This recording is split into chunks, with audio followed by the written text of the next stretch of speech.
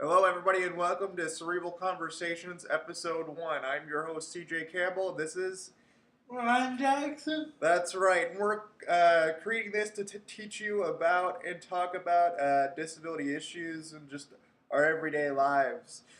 So, to start off, I guess we'll go with introductions. My name is CJ Campbell, as you previously heard, and I am 26 years old. I have a mild form of cerebral palsy. I'm an inspiring activist and speaker, writer. You can follow my blog, The Running Search, at CJ Campbell. Uh, CJ Campbell. You can follow my blog at cjcampbell.tumblr.com.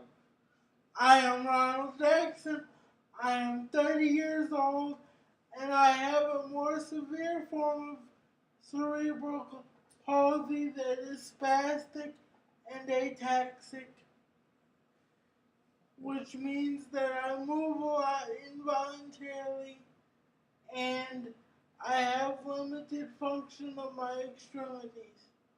You used a lot of big fancy words. Kind of try to explain what spastic and ataxic means. Spastic just means that, like, your muscles twitch involuntarily and you can't control a lot of your movements.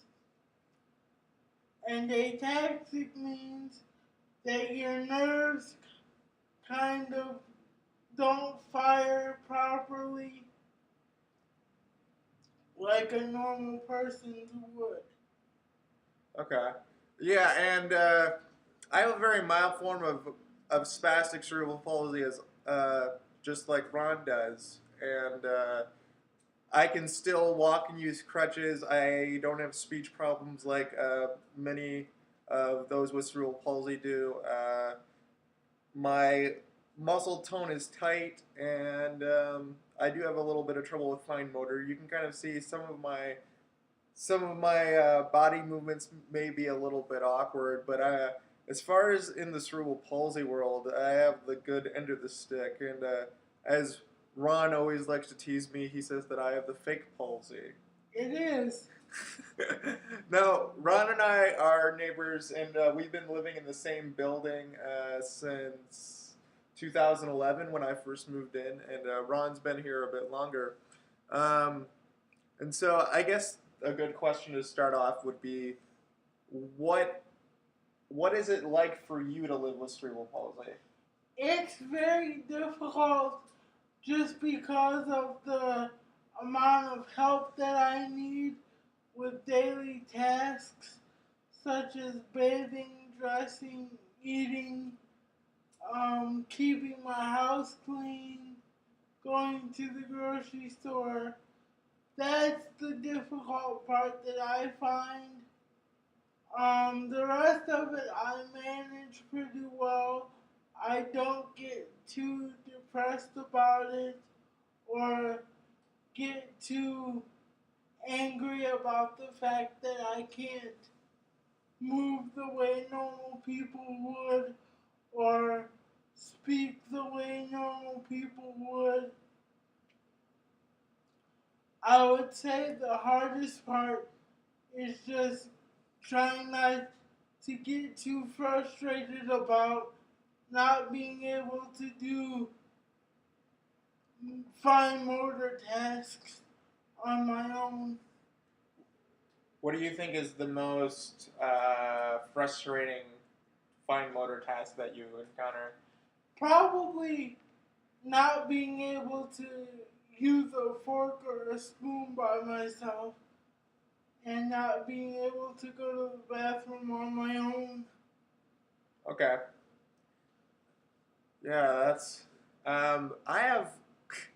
Whenever I hear Rod's life, I'm just like, yeah, my life's pretty good. The best way that I can kind of describe what cerebral palsy is like for me and on a body level is it's like my brain comprehends and understands English, but the rest of my body speaks Spanish. Um, and so it's like my brain doesn't know how to tell my legs how to walk properly. I have no concept of balance. You know that feeling you get like right before you fall or lose your balance? I have that all the time. If I were to just try to stand up out of my wheelchair right now, you would see me drop instantaneously. Um, I I am blessed to be able to feed, bathe, dress myself every day.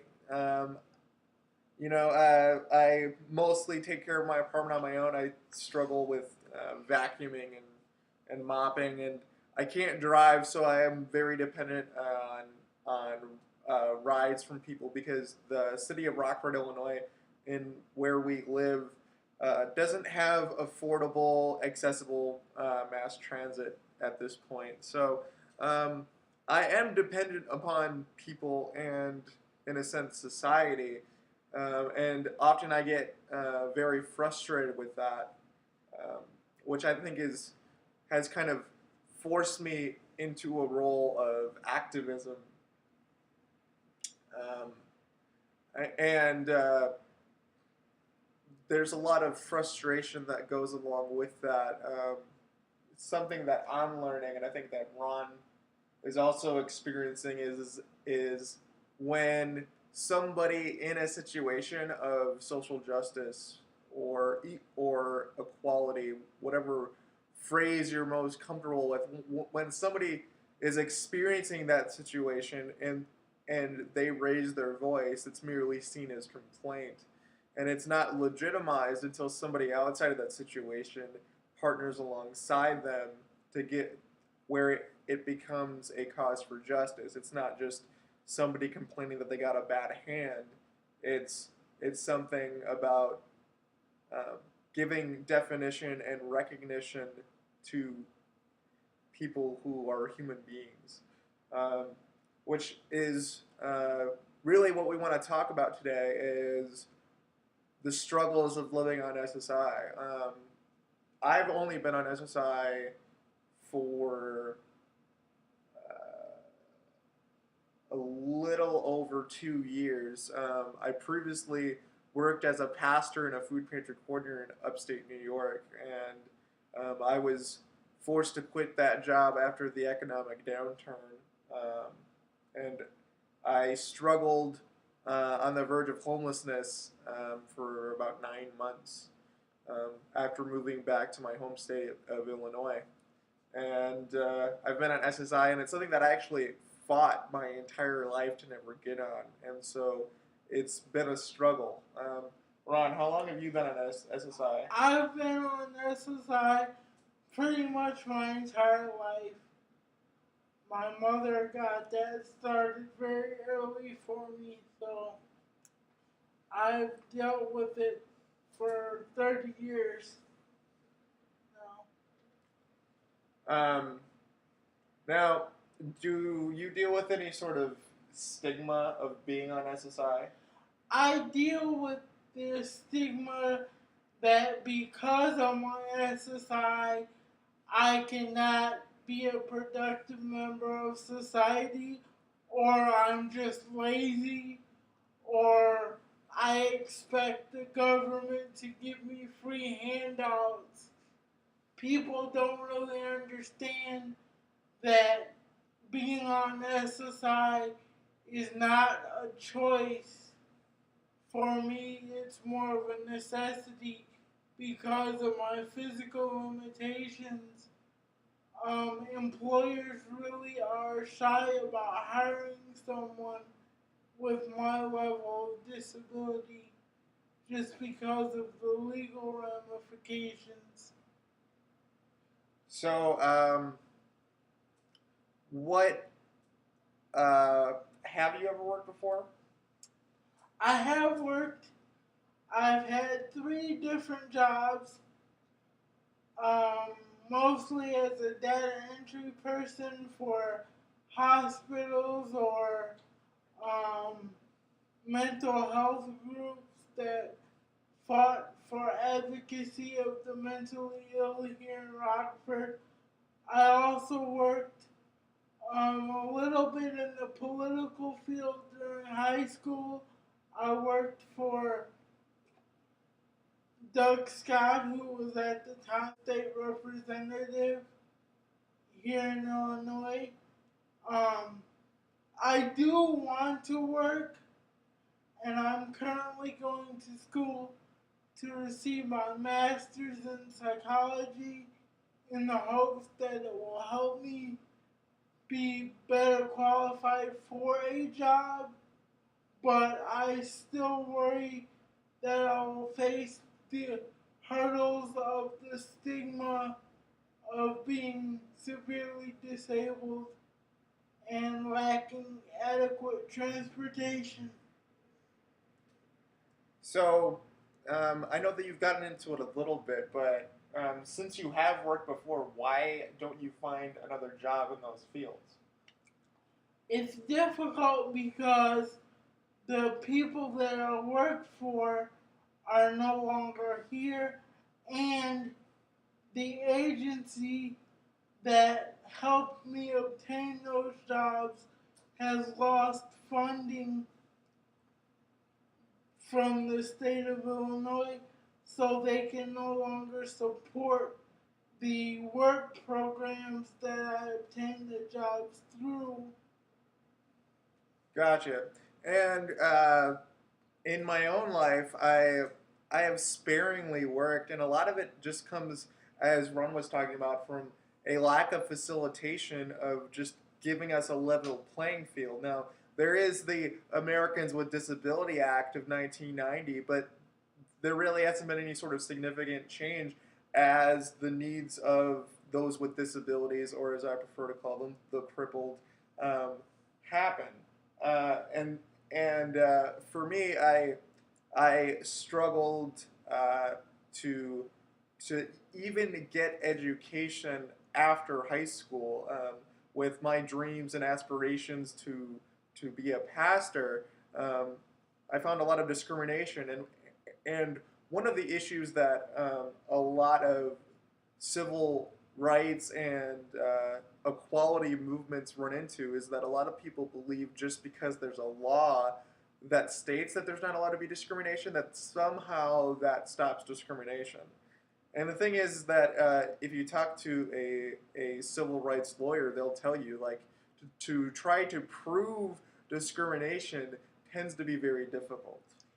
And another thing I find with the ADA Act is that because it's so broad, that a lot of agencies and companies don't don't know how to comply or find ways to comply without meeting the needs of any specific potential employee that they might have, because it does take a lot of funding to comply with some of the things that a lot of people in the disabled community might need to be a productive member of the workforce. Yeah, personally, I feel that um,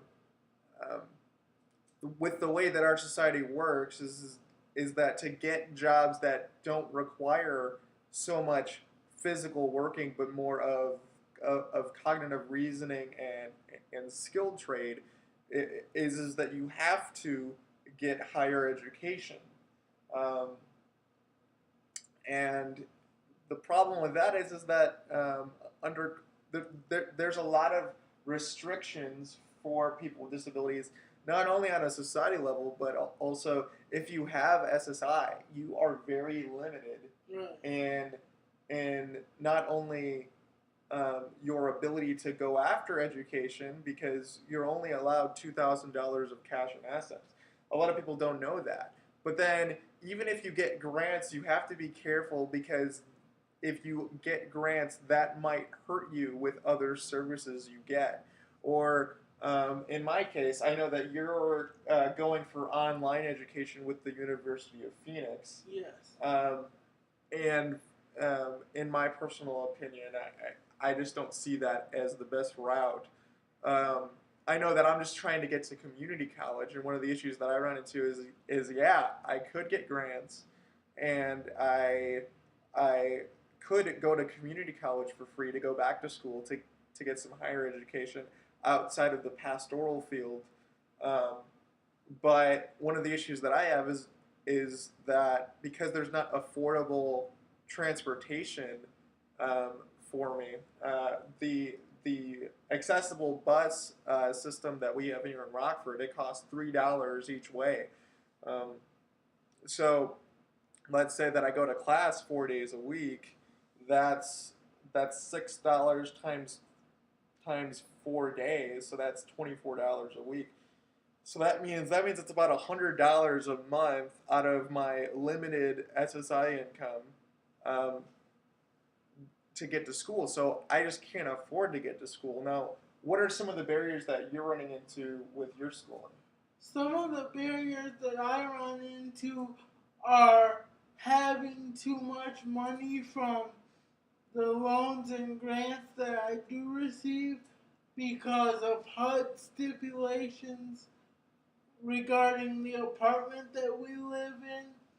I'm not supposed to receive any grants or loans for school, and I did not know this until I had already started.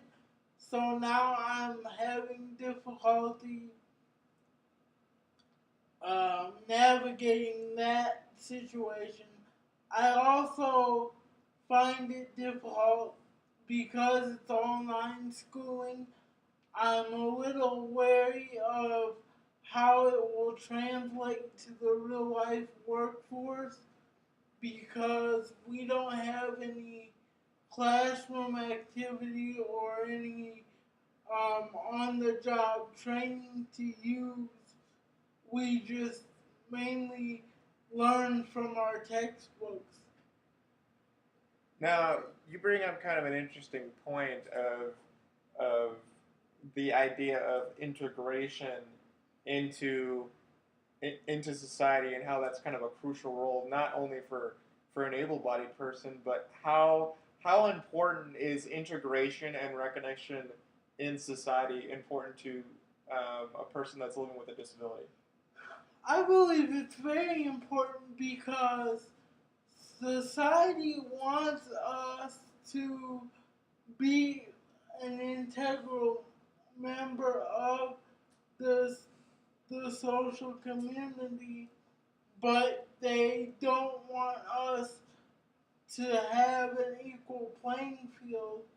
So I feel like we have to go above and beyond what an able-bodied person would have to do to prove that we are just as capable of working in a specific job as an able-bodied person is.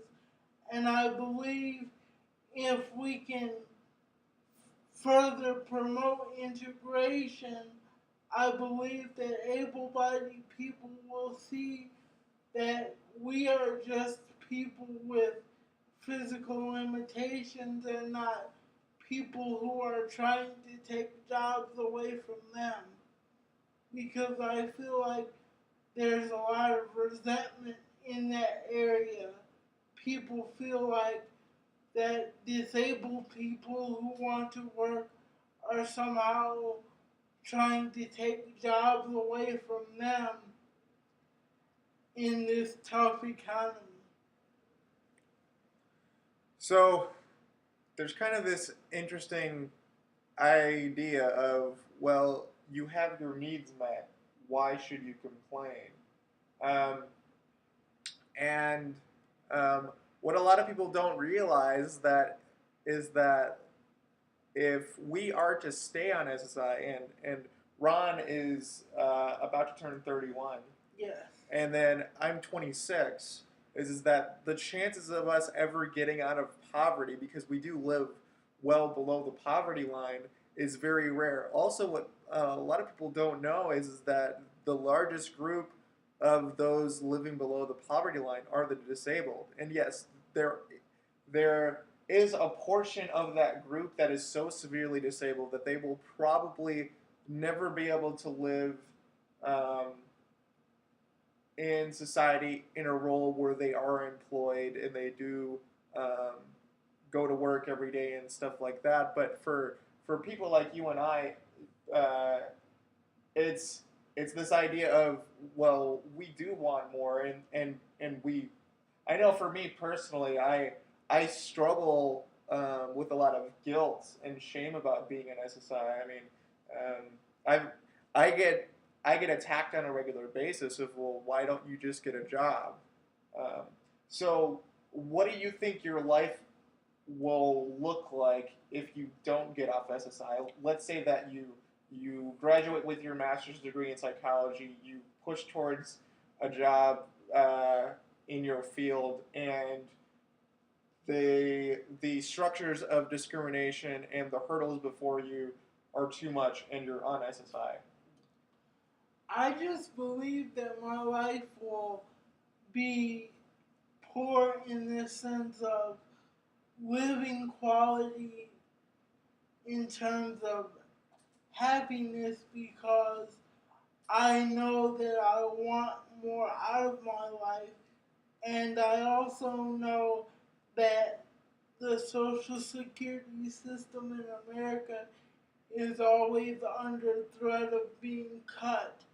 And if it is cut, then I might have to live in a nursing home or have my food supply severely cut or not be able to afford basic amenities such as a telephone, which is vital for my safety because of my severe disability. I just worry that my quality of life will suffer as time passes and I remain on SSI. Yeah, I think that that's kind of the fear that I run into is that not only do I just want to do more with my life, and I have dreams and aspirations. I'm a speaker and a writer, and I want to see change in this world, and I want to confront every bit of heartbreak I see. But um, the the fact of the matter is that I think that there's been systemic discrimination across the board throughout time and culture of those with disabilities, um, and I understand is that my life can change in the instance of a moment, and all of a sudden, where I do have $710 that I can count on, um, to know that I can get through another month. Basically, what Ron and I have to depend on is that at the end of every month we drown in our poverty, and at the first of every month we we are rescued by it, and that can change in the matter of an instance. And one of the trends that I know that Ron and I have both talked about that we see is that um, poor people are are used as a pawn in every election cycle. You'll have the conservative side talk about how everyone is taking and how poor people don't want to work, which includes people with disabilities. They won't rightly tell you that, but once again, like those living below the poverty level have some form of disability, most likely.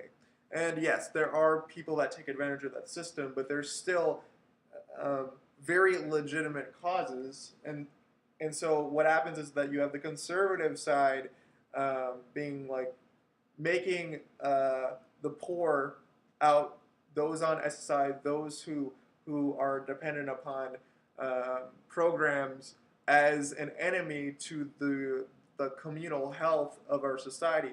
While at the same time, you have those on the liberal side of things talking about how they care for poor people. However, they continually will drop money into programs that keep people in poverty um, while kind of playing political games and not doing anything substantial as far as helping people get jobs, helping people get towards education.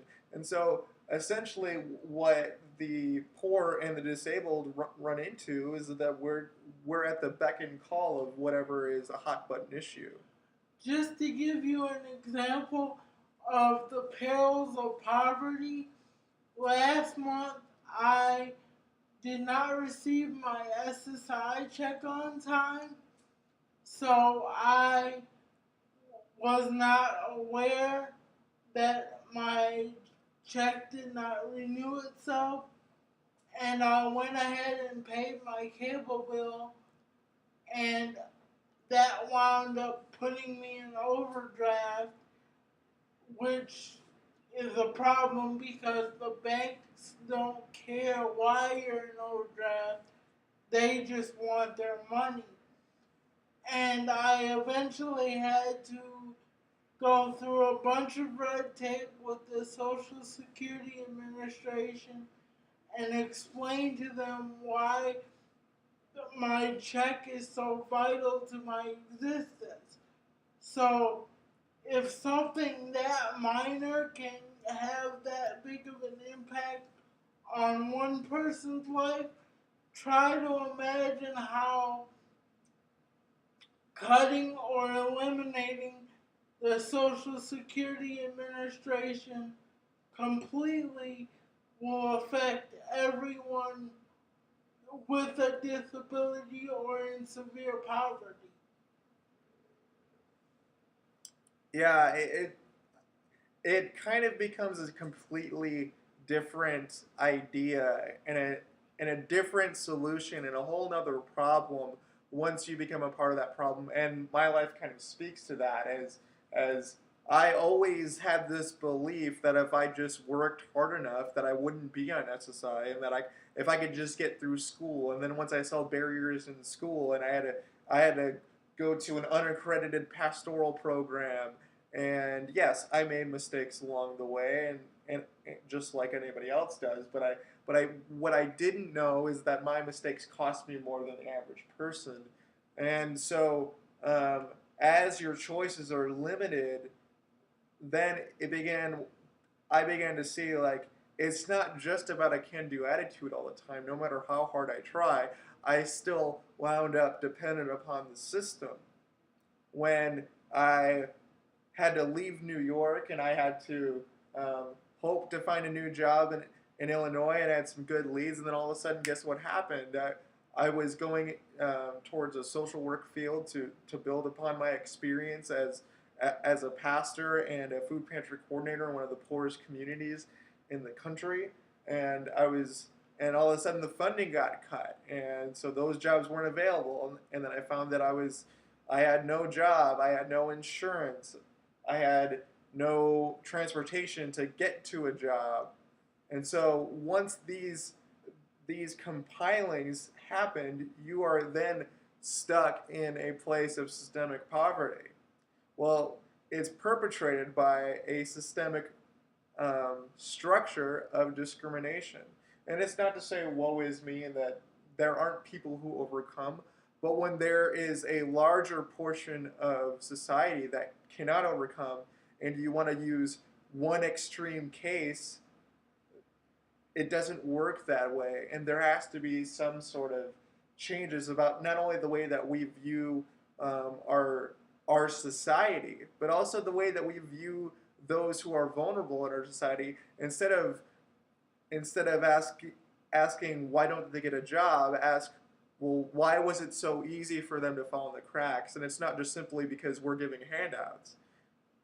It's because we tend to look at people not in our situations as less than us, and I'm guilty of that. I have up until I hit a point where I realized that I was actually one of them, one of the others, and I was disabled myself.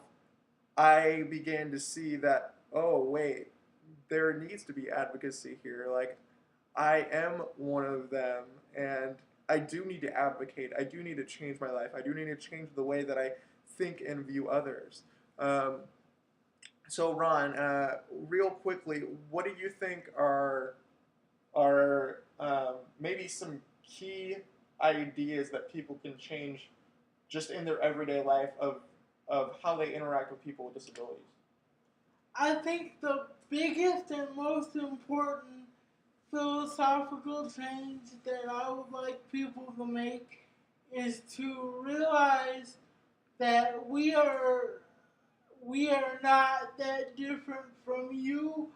We go through some of the same struggles as you do. We have some of the same common interests as you do. We do know how to carry on a conversation like a normal person would. Um, just basically try to treat us like you would treat your other able-bodied friends, and try not recognize that we are in wheelchairs and have disabilities, but try not to define us as having disabilities and being in wheelchairs. I think that was great, by the way.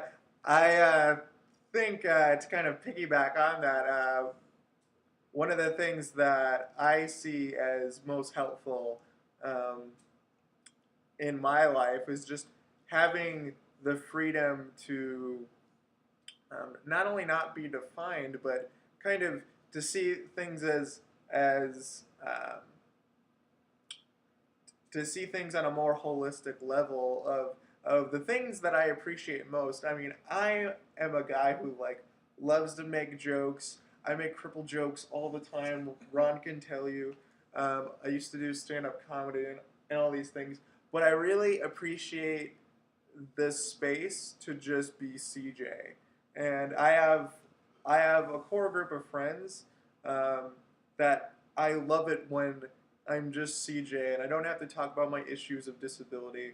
Um, that I don't have to um, fulfill people's expectations of what a disabled person um, or a person with disability has to fill.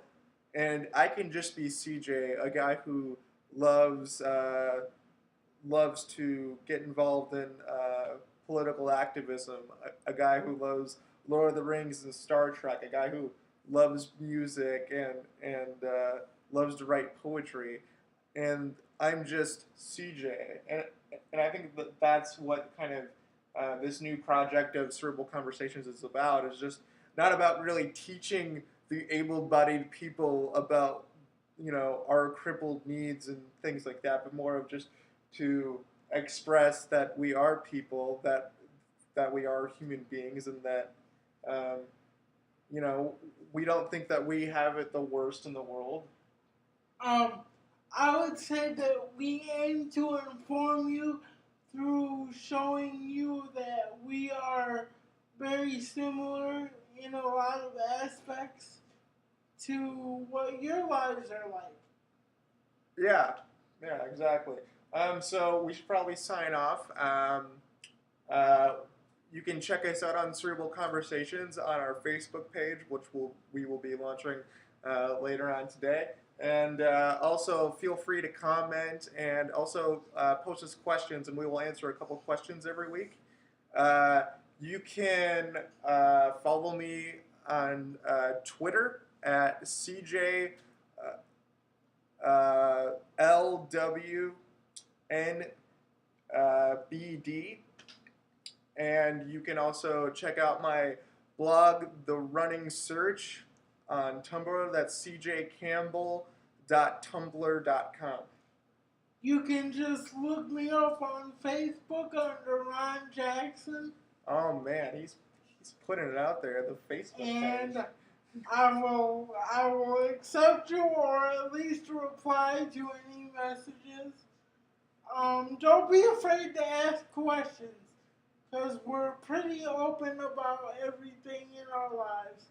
So ask questions and share your experiences, and hopefully we can learn together.